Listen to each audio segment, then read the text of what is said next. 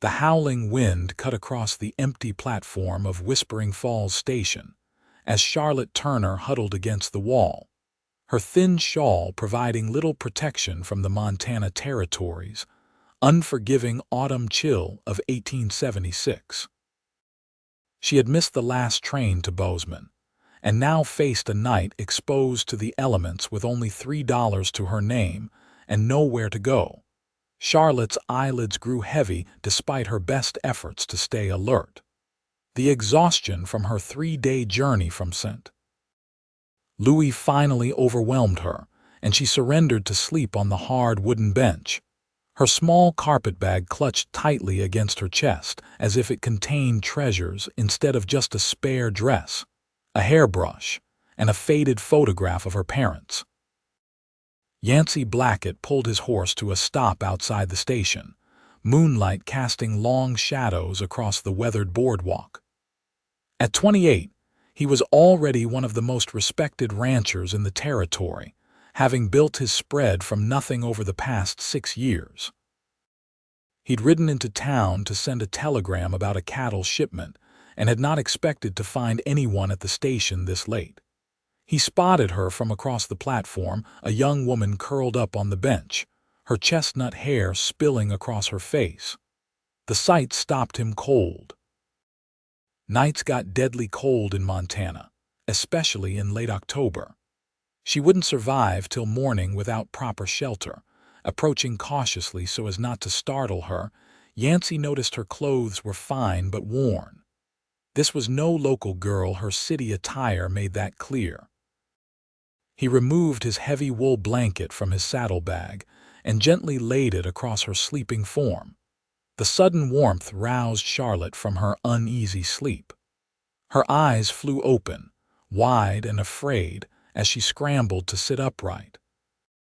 "Easy now," Yancy said, stepping back and holding his hands up to show he meant no harm. "You'll freeze out here tonight. The station's closed till morning." Charlotte clutched the blanket, her heart racing. "Who are you?" "Yancy Blackett. I own a ranch about 5 miles outside of town." He gestured to the blanket. "Keep that. Stay until morning when the station master returns. He'll help you find proper accommodation." Charlotte studied his face in the moonlight, strong jawline softened by kind eyes the color of a summer sky. His hair was the shade of wheat, and despite his rugged appearance, there was something gentle in the way he stood, keeping his distance to avoid frightening her further. "Thank you, Mr. Blackett," she said, her voice barely above a whisper. "I'm Charlotte Turner." "Where are you headed, Miss Turner? Not many women travel alone in these parts." Charlotte hesitated, uncertain how much to reveal. "I was supposed to meet my uncle in Bozeman. He's arranged a position for me as a schoolteacher, but I missed the connecting train." Yancy nodded, thinking for a moment. "The next train won't come through till Wednesday. That's 4 days from now." Panic flashed across Charlotte's face. 4 days in a town where she knew no one, with barely enough money for a single meal. "There's a boarding house in town, run by Mrs. Holloway." "Good woman, fair prices," Yancy offered, noticing her distress. "I'm afraid I can't afford it," Charlotte admitted, pride making the confession difficult. Yancy shifted his weight, considering the situation. He couldn't leave her here, but taking a young woman to his ranch would set tongues wagging in Whispering Falls faster than a prairie fire. "My ranch has a small cabin for guests. My housekeeper, Mrs. Reynolds, lives in the main house. You'd be proper and safe there until the train comes." He paused. "No charge, of course." Charlotte tightened her grip on her bag. "I couldn't possibly impose. It's no imposition. Mrs. Reynolds would welcome the company." Yancy smiled slightly. "Besides, leaving you here wouldn't sit right with me." Charlotte weighed her options.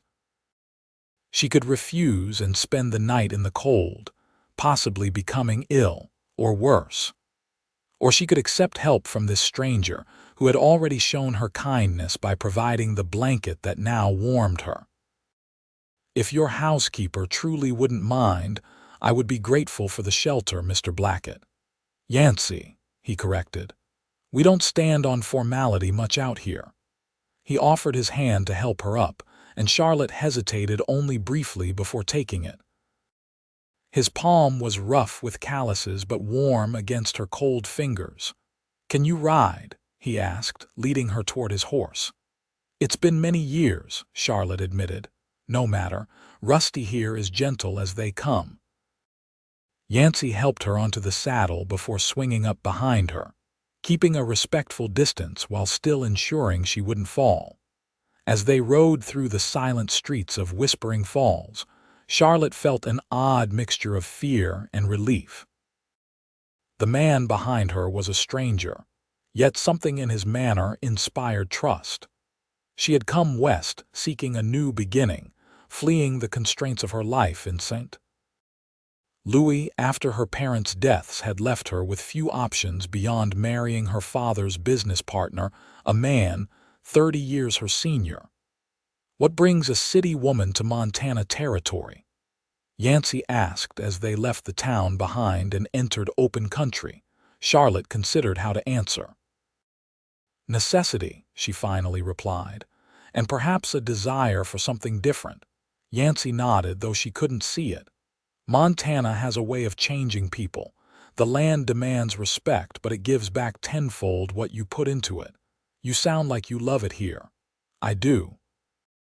Came out after the war with nothing but the clothes on my back and a dream. Now I've got 3,000 acres and a herd that grows each year. Pride colored his voice. What will you teach? In Bozeman, reading, writing, arithmetic, whatever's needed. I was educated at Miss Porter's school for young ladies in Connecticut before my family's circumstances changed. The conversation faded as they rode, the silence comfortable rather than strained. Charlotte found herself relaxing into the rhythm of the horse's gait, the steady presence behind her oddly reassuring.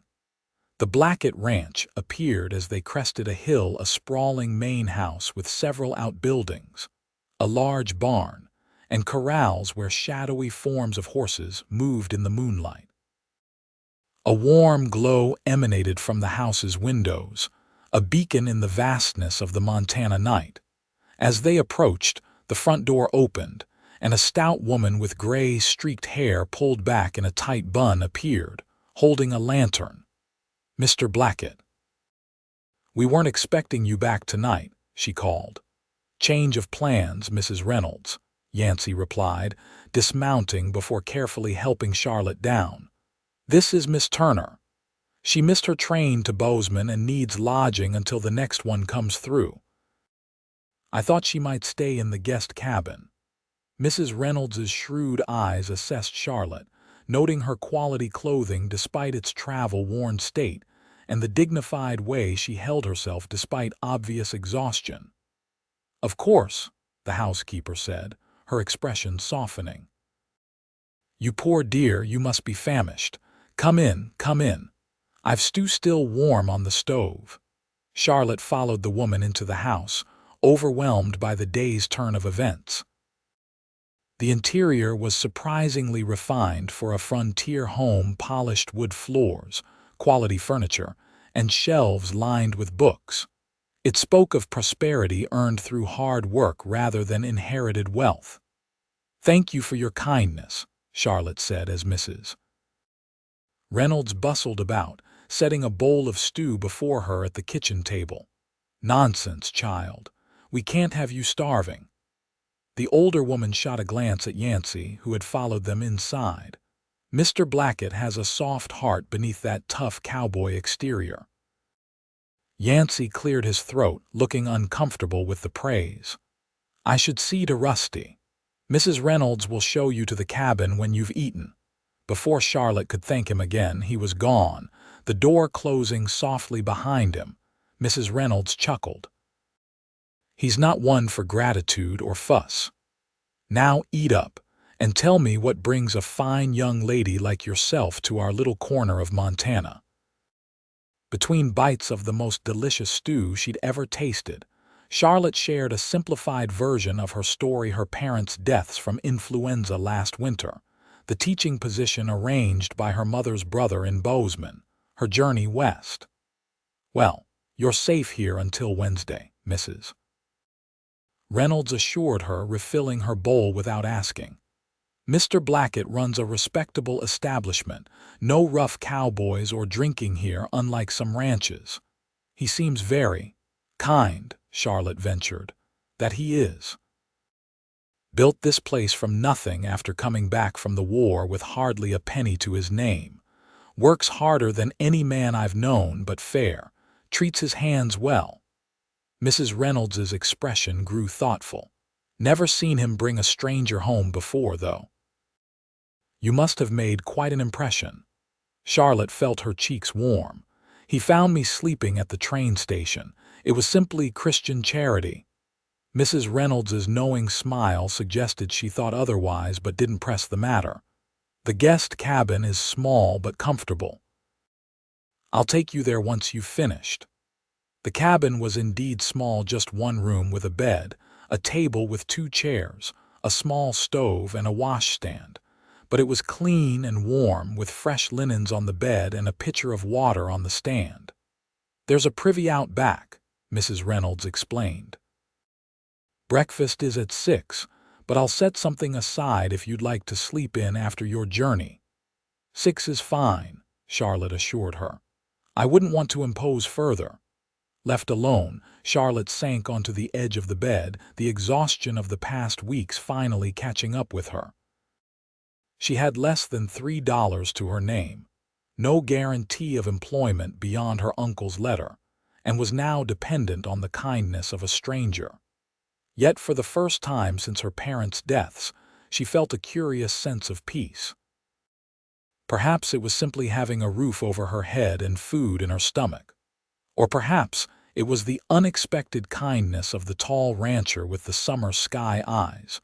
Dawn broke clear and cold over the Blackett Ranch, painting the distant mountains in shades of pink and gold. Charlotte woke to unfamiliar sounds: the lowing of cattle, the nickering of horses, men's voices calling to one another as the ranch came to life. She dressed quickly in her spare dress, wishing she had something more suitable for ranch life than her city clothes. Using the small mirror above the washstand, she arranged her hair in a simple knot at the nape of her neck, pinching her cheeks to bring some color to her travel-pale face. The main house was already bustling with activity when she arrived. Mrs. Reynolds greeted her with a warm smile, directing her to a place at the large kitchen table where several ranch hands were finishing their breakfast. "Good morning, Miss Turner," one of the men said, touching his forehead in greeting. "Jim Hawkins, foreman. Boss told us about finding you at the station." Charlotte nodded politely. "Thank you for accommodating me at such short notice." "Any friend of the boss is welcome," another hand said, earning him an elbow in the ribs from his neighbor. "Miss Turner is waiting for the Wednesday train to Bozeman," Mrs. Reynolds said firmly, placing a plate of eggs, bacon, and biscuits before Charlotte. "She's to be a schoolteacher there." The men nodded respectfully before excusing themselves to begin their day's work. Charlotte ate quickly, conscious of being an unexpected guest. "Where is Mr. Blackett?" she asked, trying to sound merely polite rather than specifically interested. "Already out checking the north pasture," Mrs. Reynolds replied. "He rises before the sun most days." She hesitated, then added, "He asked if you'd like to see the ranch today. Said he could show you around after he returns mid-morning if you're interested." Charlotte's heart quickened at the prospect. "That would be lovely, thank you." After breakfast, she insisted on helping with the dishes despite Mrs. Reynolds's protests. As they worked side by side, Charlotte learned more about the ranch and its owner. He came here in '70, just a boy really, though the war had aged him beyond his years, Mrs. Reynolds explained. Worked as a hand for old man Peterson over in Granite Creek, saved every penny. When Peterson died with no heirs, Yancy bought this land with his savings. Everyone said he was a fool, the place was overgrown, the buildings falling down. But he made it work, Charlotte observed. More than work. He made it thrive. There's not a rancher in the county who wouldn't trade their spread for his now. Pride colored the older woman's voice. My Henry, that's my late husband, was his first hire. Said he'd never seen a man with such vision for what could be. By mid-morning, Charlotte had helped Mrs. Reynolds prepare a batch of bread and learned how to operate the ranch's water pump. The physical work was refreshing after days of sitting on trains, and she found herself enjoying the sense of accomplishment that came from contributing to the household. She was hanging laundry on the line when Yancy returned, riding a different horse than the night before this one, a magnificent black stallion that pranced beneath him, eager for movement. He dismounted with the easy grace of a man who'd spent most of his life on horseback, his tall frame silhouetted against the bright blue Montana sky. "Miss Turner," he called, approaching with his hat in his hand. "I trust you slept well." Charlotte smoothed her skirt self-consciously. "Very well, thank you, and please call me Charlotte." A smile tugged at the corner of his mouth. "Charlotte, then. I thought you might like to see the ranch if you're not too tired from your journey." "I'd like that very much," she replied, folding the last piece of laundry and placing it in the basket. "I've had one of the hands saddle Daisy for you. She's our gentlest mare, good for someone who hasn't ridden in a while." Daisy proved to be a placid brown mare with intelligent eyes and a patient disposition.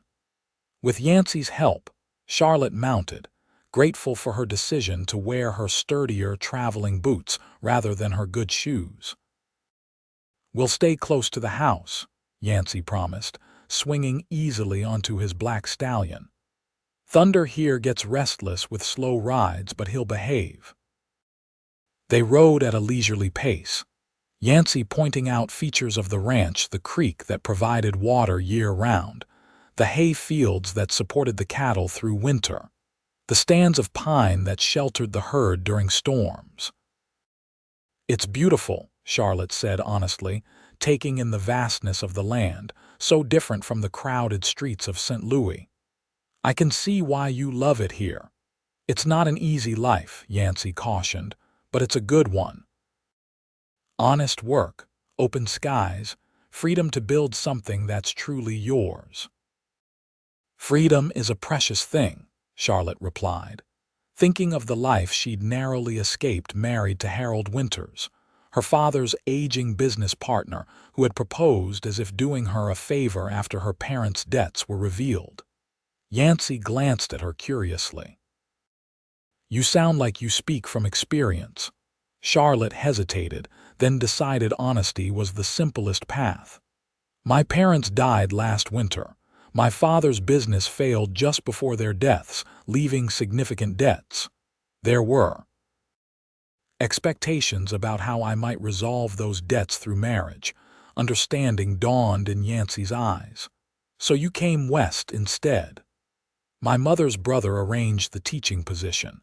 It was either that or—" She trailed off, not wanting to voice the alternative. "Or marry someone you didn't love," Yancy finished for her. Charlotte nodded, surprised at how easily she'd confided in this man she barely knew. "Brave decision," he commented, guiding Thunder around a fallen log. "Many women would have chosen security over the unknown."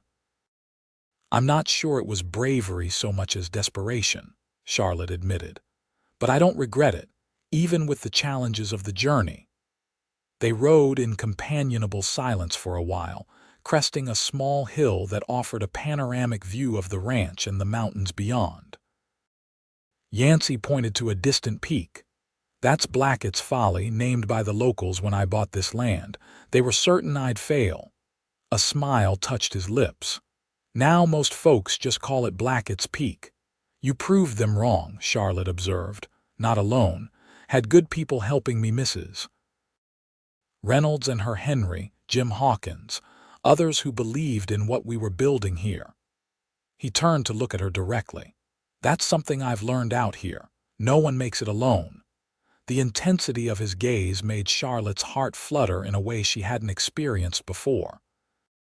She looked away first, adjusting her grip on Daisy's reins. "Your uncle in Bozeman," Yancy said after a moment. "Is he expecting you on a particular day?" "Not exactly.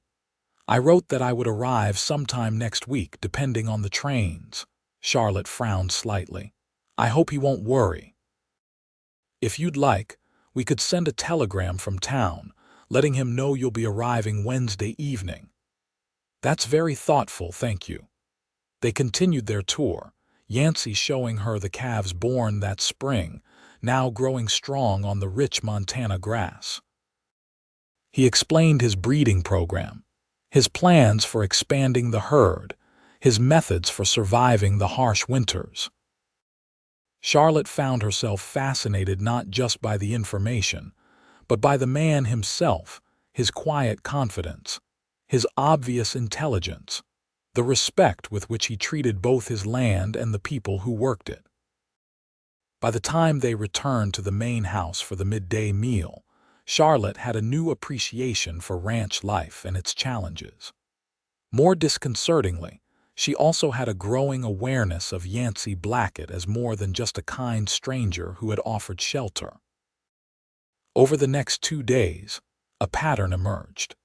Charlotte would help Mrs. Reynolds with household tasks in the mornings, learning about preserving food, tending the vegetable garden, and managing the endless work of maintaining a ranch house.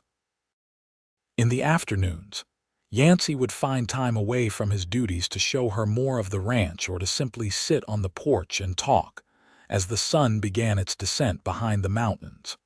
On Monday afternoon, they rode into Whispering Falls to send the telegram to her uncle. The small town bustled with activity, cowboys from neighboring ranches purchasing supplies, local women gossiping outside the general store, children playing in the dusty street. Charlotte noticed the curious glances directed their way as they tied their horses outside the telegraph office. Yancy seemed oblivious, but she was acutely aware of the picture they presented: the successful rancher and the unknown city woman, riding together as if it were the most natural thing in the world. "People are staring," she murmured as they entered the telegraph office. "Small town," Yancy replied with a shrug. "Not much happens here that doesn't become everyone's business by sundown."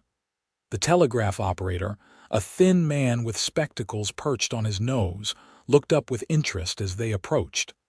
"Afternoon, Blackett. Didn't expect to see you till cattle shipping time. Need to send a wire to Bozeman, Harold." Yancy nodded toward Charlotte. "Miss Turner needs to inform her uncle of her arrival." Harold's eyebrows rose slightly as he took in Charlotte's presence. "Of course.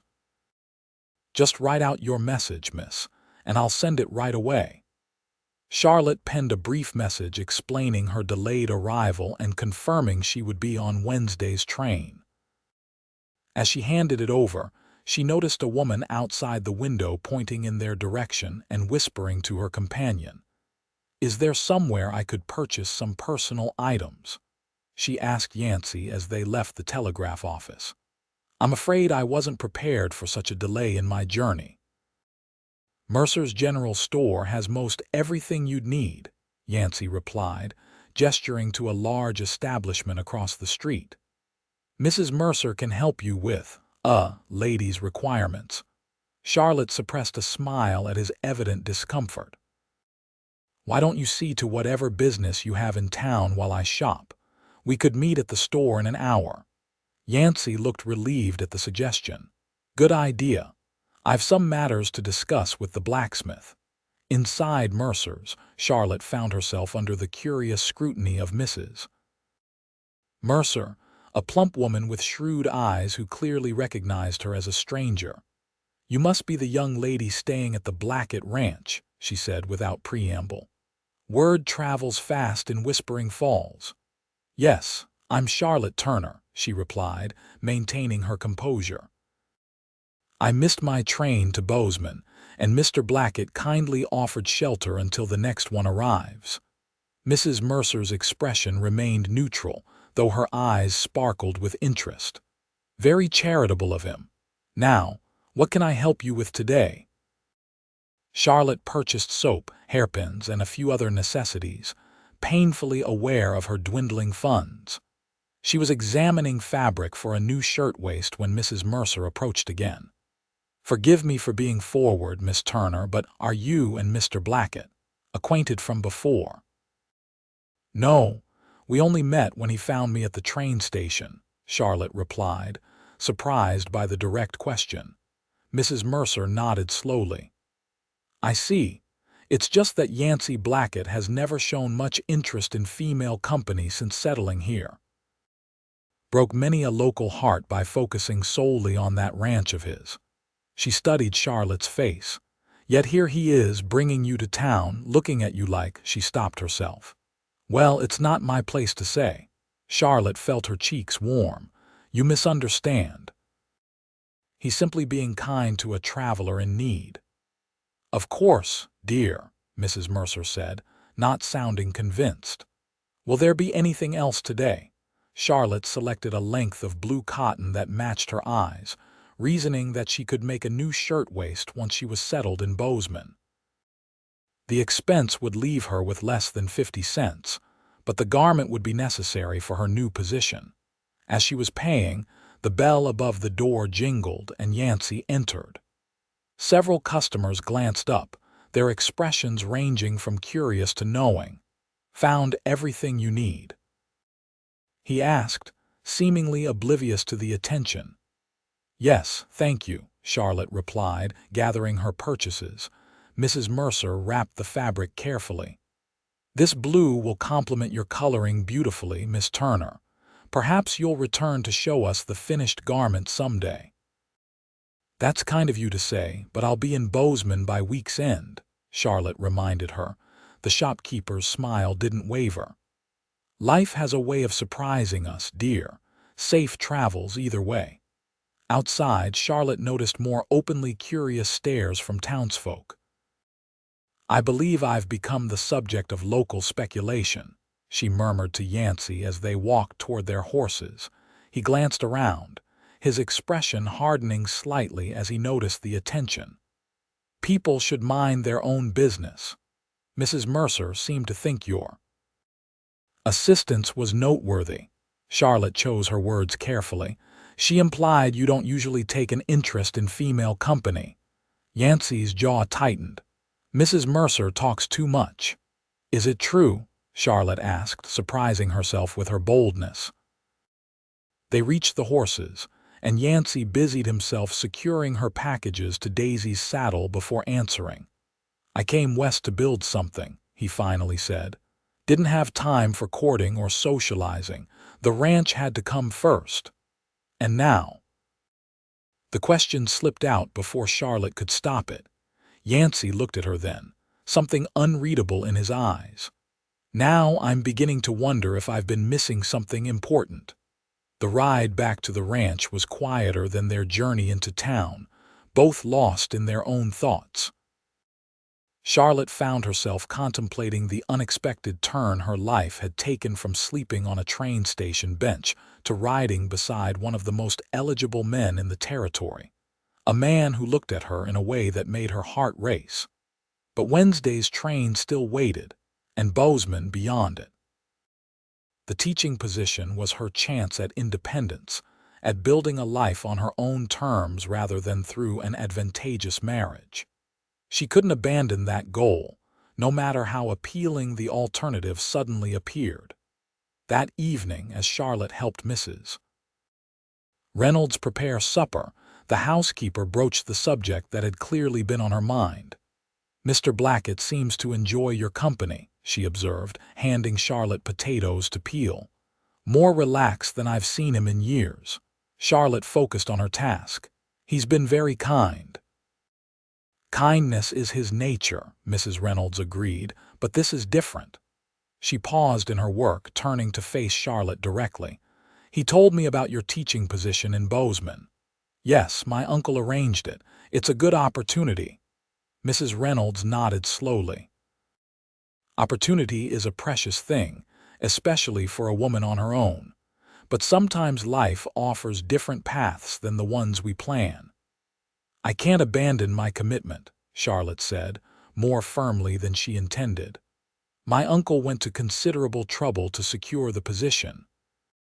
Of course not, the older woman agreed. I wouldn't suggest otherwise. I just wonder if you've considered that there might be opportunities here as well. Charlotte looked up, meeting Mrs. Reynolds's knowing gaze. Here, in Whispering Falls, the town's growing. Nearly 40 families now, with more arriving each month. Talk of building a proper school next spring. Currently, the minister's wife teaches the children in the church 3 days a week, but she's expecting her 5th child and has said she can't continue. Charlotte's pulse quickened. Are you suggesting? I'm not suggesting anything, Mrs. Reynolds interrupted, returning to her cooking. Just sharing information that might be relevant to a qualified teacher considering her options. Supper that evening was a lively affair, with several ranch hands joining them at the large kitchen table. Charlotte found herself seated beside Yancy, aware of his tall presence in a way that made it difficult to focus on her meal. The conversation flowed around her talk of cattle prices, a wolf pack spotted near the North Ridge, plans for the winter hay storage. She listened with interest, gradually understanding more about the rhythm and concerns of ranch life. After the meal, while the hands retired to the bunkhouse and Mrs. Reynolds busied herself with clearing the table, Yancy invited Charlotte to join him on the porch. The evening was cool but not uncomfortable, with stars appearing one by one in the darkening sky. They sat in rocking chairs, the sound of crickets and distant cattle creating a peaceful backdrop to their conversation. "Did you enjoy the visit to town?" Yancy asked, his voice low and pleasant in the gathering darkness. "Yes, though I wasn't prepared for the interest my presence would generate," Charlotte replied honestly. Yancy chuckled. "I should have warned you. Whispering Falls lives up to its name when it comes to gossip." Mrs. Mercer seemed particularly interested in our acquaintance. "Emma Mercer fancies herself the town matchmaker. Been trying to pair me off with every eligible woman in the county for years." Charlotte's heart fluttered at the implication. And have any of her efforts been successful?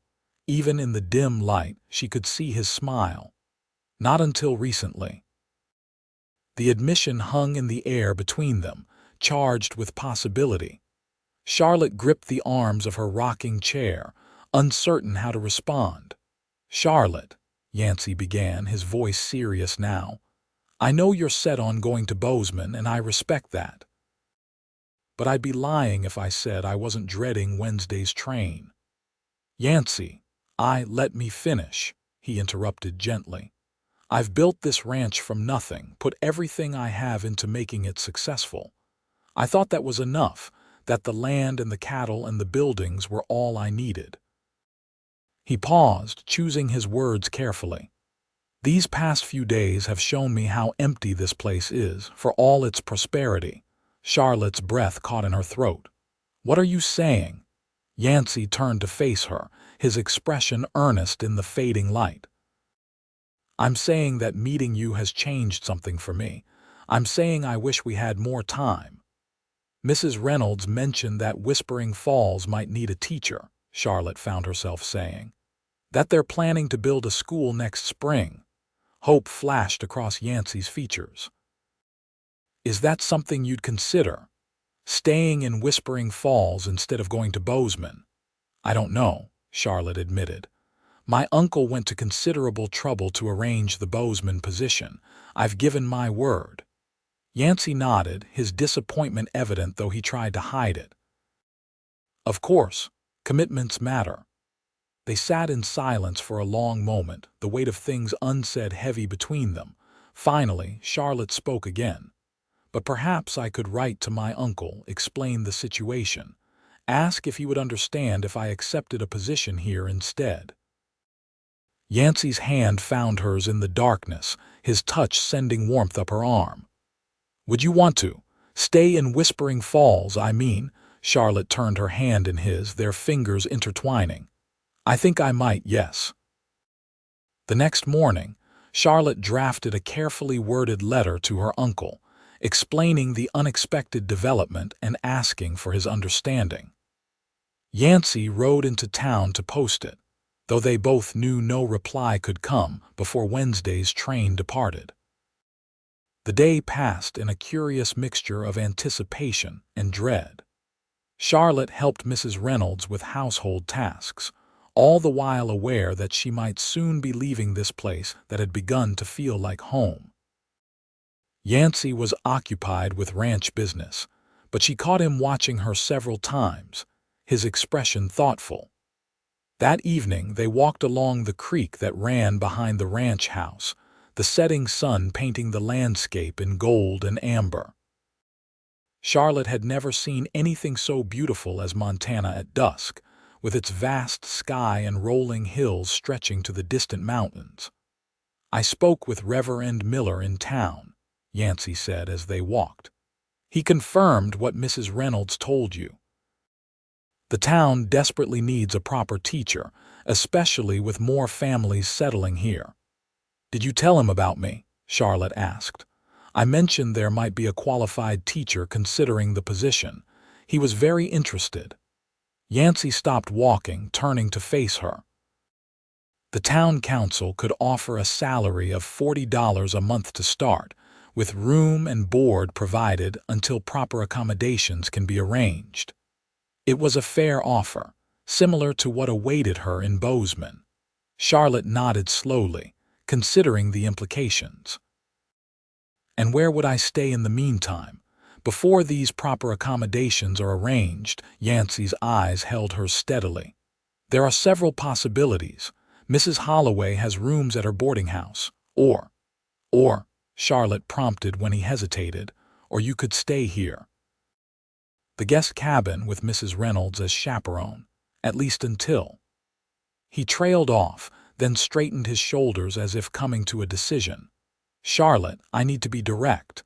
I know we've only known each other a few days, but I've never felt this way about anyone before. If you stayed in Whispering Falls, I'd hope it might be because you feel something too, something worth exploring between us." Charlotte's heart raced at his declaration. "Yancy, I do feel something, but it's all happened so quickly. I came west for independence to make my own way." "And you still can," he assured her quickly. "I'm not asking for promises or commitments, just time. Time to see if what we both feel might grow into something lasting." A gentle breeze rustled the leaves along the creek bank, carrying the scent of pine and wildflowers. In that moment, with the Montana sunset spreading across the sky and Yancy's honest gaze fixed on hers, Charlotte knew her decision was already made. "I'd like that time," she whispered. "I'd like to stay in Whispering Falls." Relief and joy transformed Yancy's features. Slowly, giving her every chance to pull away, he leaned down and pressed his lips to hers in a gentle, questioning kiss. Charlotte responded with a certainty that surprised her, her hands coming up to rest lightly on his shoulders. When they parted, Yancy's smile rivaled the sunset for brilliance. "I'll ride to town first thing tomorrow to speak with the town council. Make the arrangements official." Charlotte nodded, still feeling the warmth of his kiss on her lips. "And I should write another letter to my uncle, confirming my decision." They walked back to the house hand in hand, the future suddenly full of possibilities neither had imagined just days before. Wednesday dawned clear and bright. Charlotte stood on the platform of Whispering Falls Station, watching as the train from the east pulled in with a hiss of steam and screech of metal. This was the train she had planned to board, the one that would have taken her to Bozeman and the life she had expected to build there. Instead, she stood with Yancy beside her, Mrs. Reynolds a few steps away as chaperone, ready to meet with the town council members who had enthusiastically approved her appointment as Whispering Falls' first full-time teacher. Having second thoughts, Yancy asked quietly as passengers began to disembark. Charlotte squeezed his hand. Not one. As the train pulled away 20 minutes later, continuing its journey without her, Charlotte felt a profound sense of rightness. She had come west seeking independence and a fresh start. She had found those things, but also something she hadn't been looking for: a connection to a place and a person that already felt like home. Over the following weeks, Charlotte settled into life in Whispering Falls. The town council provided a small room above the general store as temporary lodging, though she spent most of her days at the Blackett Ranch, helping Mrs. Reynolds and getting to know Yancy better through conversations that stretched long into the evening. Teaching began in the church, with 23 children of varying ages and abilities. Charlotte found the work challenging but deeply rewarding, especially as she saw the hunger for learning in children who had had little formal education. Her relationship with Yancy progressed with a sweet deliberateness that honored both their growing feelings and the conventions of the time.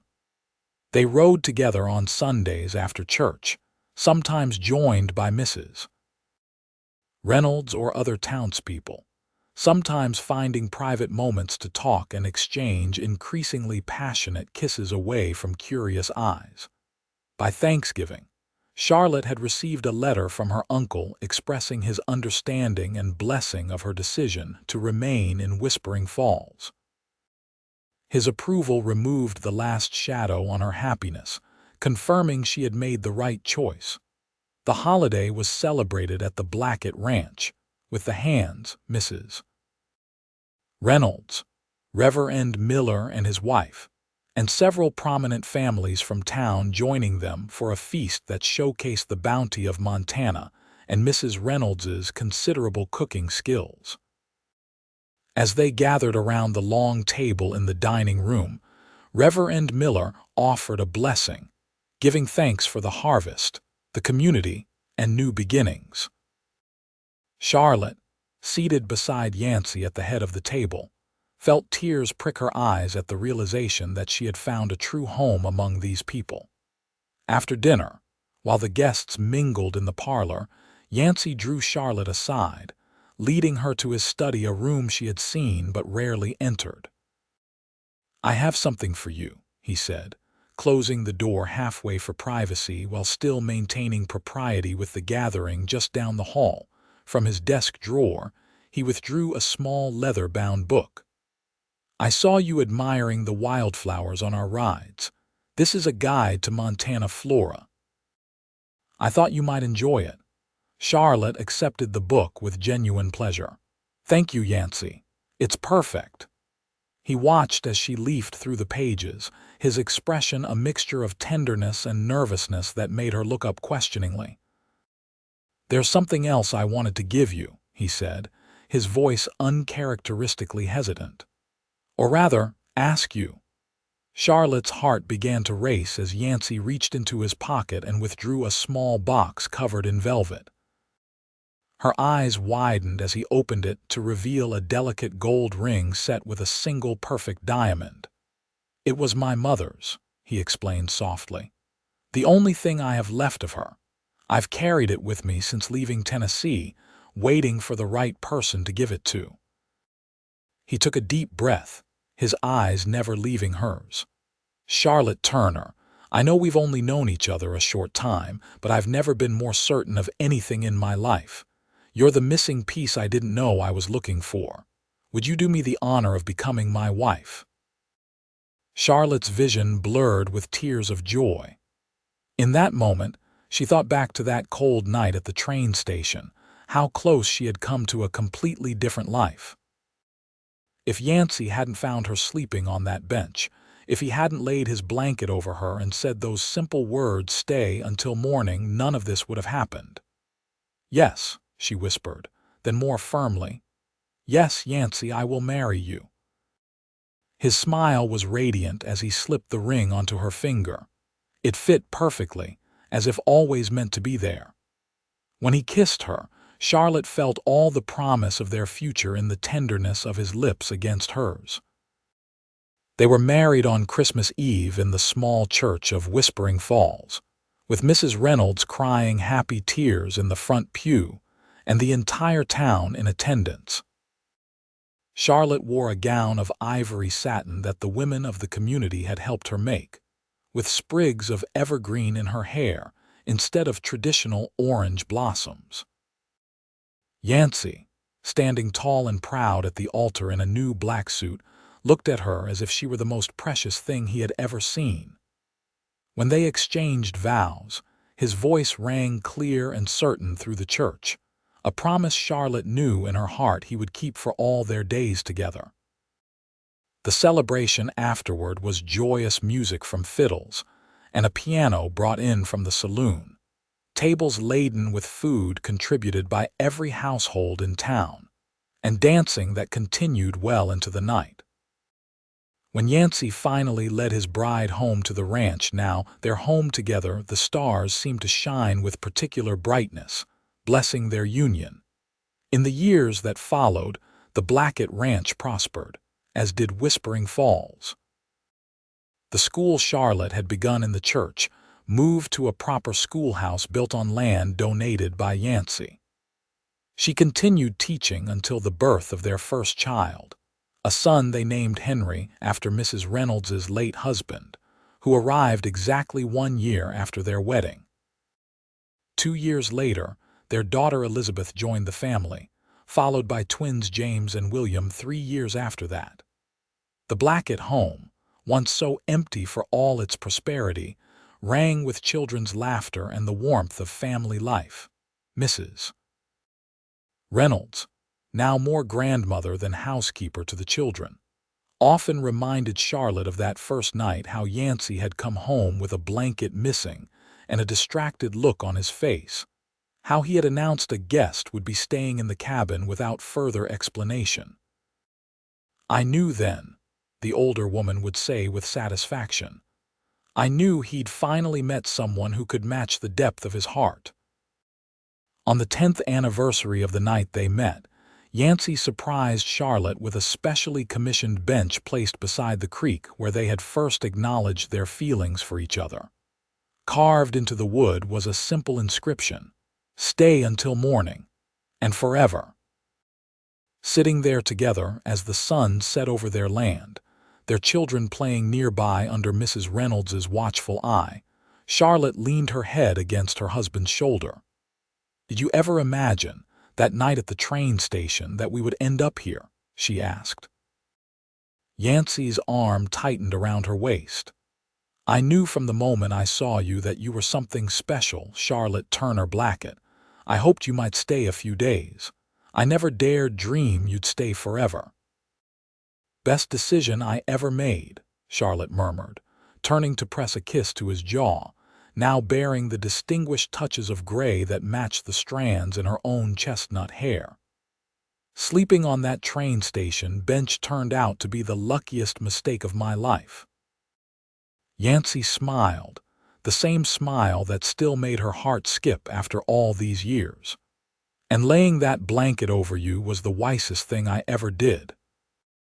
As twilight deepened into night, they walked hand in hand back to their home, the lights in the windows guiding them, the sound of their children's voices calling them forward into the future they had built together, all because of a missed train, a cold night, and the simple kindness of a blanket offered to a stranger. In the decades that followed, the story of how Yancy and Charlotte Blackett met became something of a legend in Whispering Falls.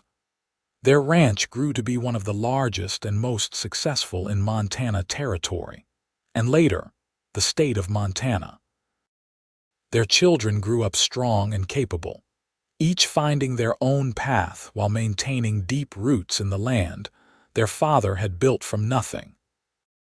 Henry, their eldest, took to ranching with the same passion as his father, eventually taking over the day-to-day operations as Yancy and Charlotte entered their later years. Elizabeth became a teacher like her mother, eventually heading the school Charlotte had helped establish. The twins, James and William, combined their talents, James's head for business and William's skill with animals, to expand the family's holdings into neighboring territories. Through it all, Yancy and Charlotte's partnership remained the bedrock of their family and a model for the community. They weathered the challenges that came their way: droughts, harsh winters, economic downturns, and the personal sorrows that visit every life with the same steady strength and unwavering commitment they had shown from the beginning. As the 19th century gave way to the 20th, bringing changes both wondrous and challenging to the American West, the Blackett Ranch adapted and evolved. Charlotte embraced innovations that made ranch life easier, while Yancy, though sometimes resistant to new methods, recognized the necessity of change to ensure their legacy would endure. In 1916, 40 years after that fateful night at the train station, they celebrated their anniversary with a gathering that brought family members from across the country back to Whispering Falls. The small frontier town had grown into a prosperous community with paved streets, electric lights, and automobiles parked alongside hitching posts, still used by those who preferred horseback. At the celebration, their 12 grandchildren presented them with a family quilt, each square representing a piece of their shared history: the train station, the ranch house, the school, the creek where Yancy had proposed, the church where they wed, and scenes from the life they had built together. As Charlotte ran her fingers over the lovingly stitched fabric later that night, she marveled at how a life could be captured in such small squares of cloth, yet how the reality of living it had been so rich, so full, so beyond anything she could have imagined when she stepped off that train in Whispering Falls as a young woman with nothing but hope and determination. "What are you thinking?" Yancy asked, his voice still strong though his frame had grown leaner with age, his once wheat-colored hair now snow-white. "I'm thinking about all the lives that wouldn't exist if you hadn't found me that night," Charlotte replied, nodding toward the quilt with its representations of their children, grandchildren, and the community they had helped build. How different everything would have been. Yancy took her hand, his skin papery but his grip still firm. "I've thought about that too. What if I'd decided not to send that telegram that night? What if I'd taken the south road back to the ranch instead of passing by the station?" "Providence," Charlotte said simply. "Some things are meant to be." In the summer of 1918, Yancy fell ill with pneumonia. Despite the best care available and Charlotte's constant presence at his bedside, his condition worsened. On a warm June evening, with the scent of wildflowers drifting through the open window and the distant sounds of cattle lowing in the fields, he asked Charlotte to lie beside him on the bed they had shared for so many years. "I've had a good life," he whispered, his voice weak but his eyes still bright with the same spirit that had built a ranch from nothing. "Better than I ever deserved, and it's all because of you, Charlotte." "We built it together," she corrected gently, her fingers stroking his white hair back from his forehead. "Everything we have, we created as partners." Yancy smiled, the expression still transforming his face despite the ravages of illness. "Do you remember what I said to you that first night?" At the station, Charlotte's eyes filled with tears. "You said stay until morning." "And you stayed," he murmured. "Not just until morning, but for all my mornings. That's the greatest gift anyone has ever given me." As the sun set on the ranch they had built together, Yancy Blackett closed his eyes for the final time, his hand still clasped in Charlotte's, their fingers intertwined as they had been since that evening by the creek when they first acknowledged what was growing between them. Charlotte lived another 12 years after Yancy's passing, remaining active in the community and family until her final days. She continued to teach occasional lessons at the school, shared stories of the early days with her grandchildren and great-grandchildren, and maintained the bench by the creek where she often sat in quiet communion with memories.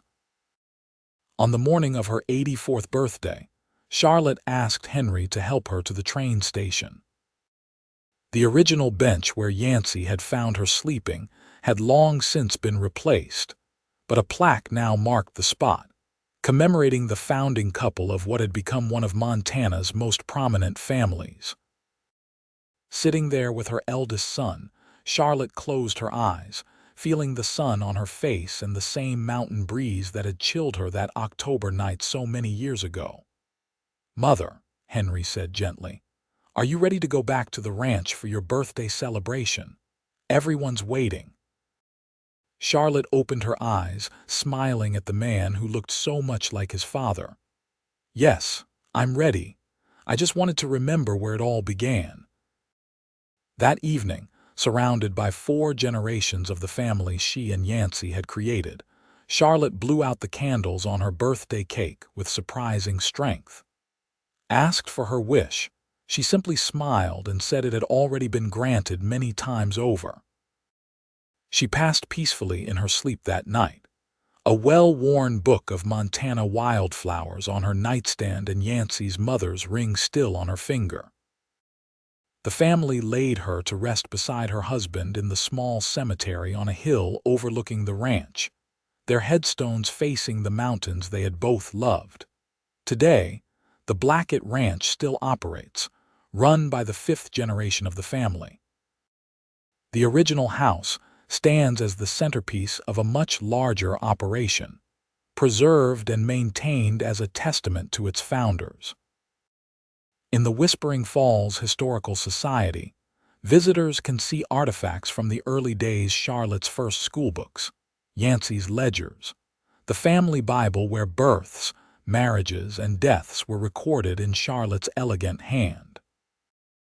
And on the platform of what is now a restored historical train station, a simple bench sits with a bronze plaque that tells their story: how a missed train, a cold night, and an act of kindness changed not just 2 lives but the future of an entire community. The plaque bears the words that became the Blackett family motto, passed down through generations: "Stay until morning, and forever."